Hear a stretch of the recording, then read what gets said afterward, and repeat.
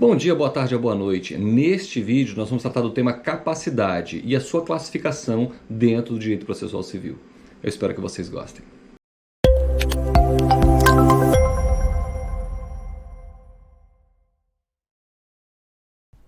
Muito que bem, meus diletos. Vamos então tratar ainda aqui brevemente a respeito do tema capacidade, e sua classificação, sua subdivisão no direito processual civil. Então vamos começar pela capacidade para ser parte, em seguida falaremos da capacidade processual e, por último, mas não menos importante, vamos falar da capacidade postulatória. Então vamos lá. Com relação à capacidade para ser parte, vejamos o que diz o artigo 70 do Código de Processo Civil. Toda pessoa que se encontre no exercício de seus direitos tem capacidade para estar em juízo.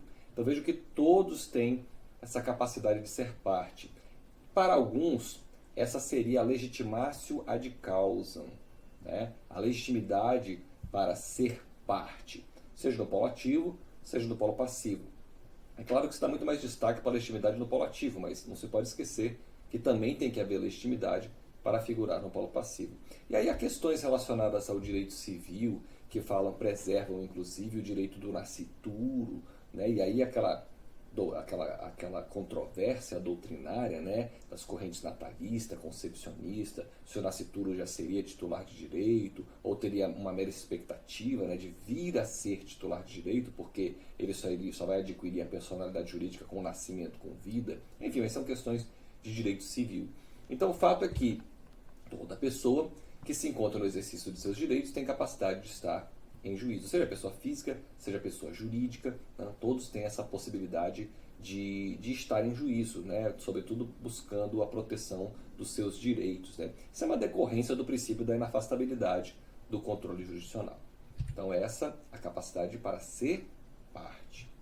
Agora, diferente é a capacidade processual, porque o artigo 71 do Código de Processo Civil diz que o incapaz será representado ou assistido por seus pais, por tutor ou por curador na forma da lei, e aí o Código Civil é que regulamenta essa matéria, vendo que o absolutamente incapaz deve ser representado, o relativamente incapaz deve ser assistido.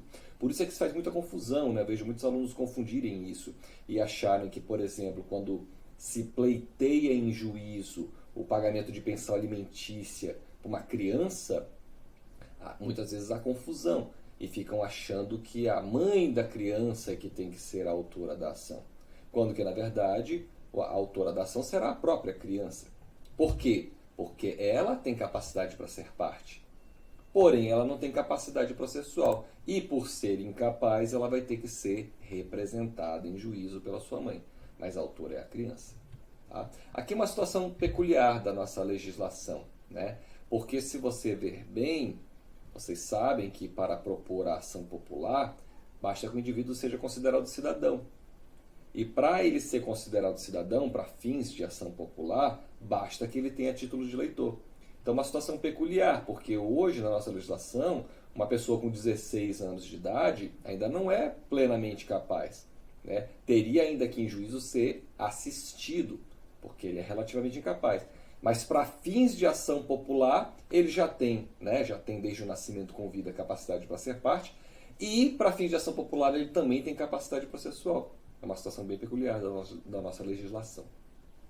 Quando se fala de capacidade postulatória, está se falando de ius postulandi, o direito de postular em juízo. E aí vale menção à Lei 8.906 de 94, que trata do Estatuto da Advocacia e da Ordem dos Advogados do Brasil, cujo artigo 1º, para nós aqui o mais importante são os incisos 1 e 2, eles dizem o seguinte, são atividades privativas da advocacia.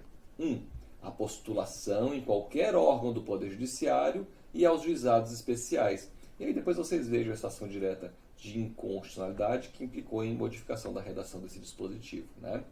E diz o inciso 2 que as atividades de consultoria, assessoria e direção jurídicas também são privativas da advocacia. Lembrando que com relação ao ius postulandi, esse direito de postular em juízo, normalmente quem o exerce são os advogados.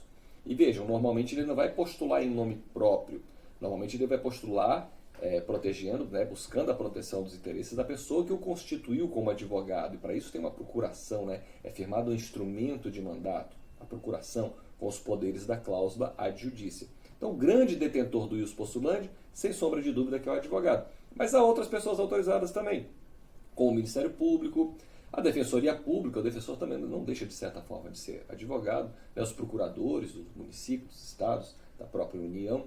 Então, e há ainda situações, inclusive aqui nesse próprio dispositivo, no parágrafo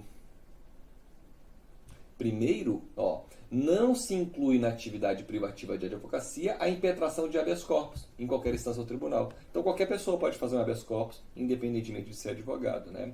Outras situações que é excepcionada essa necessidade aqui da participação do advogado é nos juizados especiais cíveis, né? Em causas cujo valor não seja superior a 20 salários mínimos, né? Mas na grande maioria das vezes vai ser necessária a presença do advogado, sobretudo em fase de recurso, né? Em fase recursal, inclusive no juizado se exige a presença do advogado. Bem, dito isso, vamos resolver uma questão que exige conhecimento aqui a respeito do que nós falamos aqui brevemente. Eu vou ampliar para vocês poderem ver melhor. Nossa, ampliei muito. Eu sugiro que vocês pausem o vídeo e tentem primeiro resolver a questão. Tentem resolver a questão e depois, né, continua aqui no vídeo e vejam comigo a solução. Eu vou ampliar mais para vocês enxergarem bem. Vejam que é uma prova da Quadrix, agora de 2023, Direito Processual Civil, novo código, sujeitos à relação processual. Começa ali pelo artigo 70 do Código de Processo Civil, né? Então, vejamos o questionamento. Segundo as disposições do Código de Processo Civil, sobre os sujeitos do processo, assinale a alternativa correta. Letra A. Toda pessoa que se encontre no exercício de seus direitos tem capacidade postulatória. Será? Será que essa capacidade postulatória ou é a capacidade para ser parte? É a capacidade para ser parte, né? Então está errado a letra A. Letra B. O incapaz será repressado ou assistido pelo Ministério Público. Mas por que o Ministério Público? Né? Se nós vimos que o Código estabelece que ele vai ser repressado ou assistido pelo seu tutor, pelo seu curador, né? Pelo seu representante legal. Né? Não está errado a B também. C.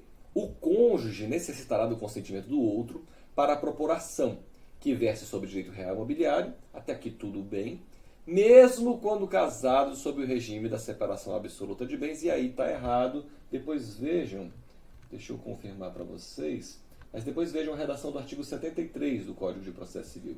Ele faz uma ressalva no caput, ele diz salvo quando casados sob o regime da separação absoluta de bens. Então por isso que a C está errada. Letra D.